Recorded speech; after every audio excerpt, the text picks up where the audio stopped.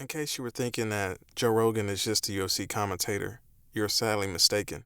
He has the skills to put anybody's lights out with a given liver kick or just a punch to the face. So Joe Rogan has 3 black belts in martial arts, 1 in Taekwondo, 2 Jean Marcus Machado's Brazilian Jiu-Jitsu, and 3 Eddie Bravo's 10th Planet Jiu-Jitsu. Can't wait till he gets back on the podcast. He also has been practicing karate for over 40 years, since the age of 13, and has competed as an amateur in Taekwondo and kickboxing. And in case you didn't know, Rogan has an impressive martial arts competition background. He won the Massachusetts Full Contact Taekwondo Championships 4 years in a row. And later he won the U.S. Open Taekwondo Championship, winning the lightweight division, plus beating the light heavyweight and heavyweight champions. When he earned these distinctions, he became a grand champion. Rogan competed in amateur boxing and held a record of 2-1. At the age of 21, he ended up retiring, fighting altogether due to migraines and his desire to pursue stand-up comedy. But has Joe Rogan ever been KO'd? Rogan recently went on Andrew Schultz's Flagrant podcast, and Andrew Schultz brings up the question. Yeah, I've seen some rough ones. Do you ever get dropped? I've been dropped. I've never been knocked unconscious, but I got TKO'd. Really? I got hit with a left hook, and my legs gave out. They went like boink. Good night. Tell me in the comments below, have you ever been knocked out or knocked down?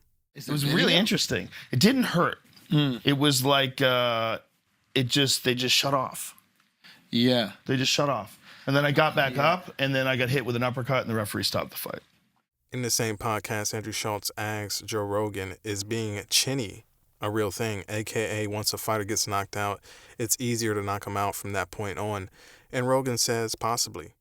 He recounted a time when Chuck Liddell said that once a fighter gets knocked out, the next time if they get knocked out easier, it could be that their brain is trying to save themselves from themselves by allowing the fighter to get knocked out easier in an attempt to stop excessive damage. But I was conscious the whole time, but I was aware that I was like ready to go out. Sparring ever been close? No, never been knocked out. I've been hurt for sure. I've been dropped.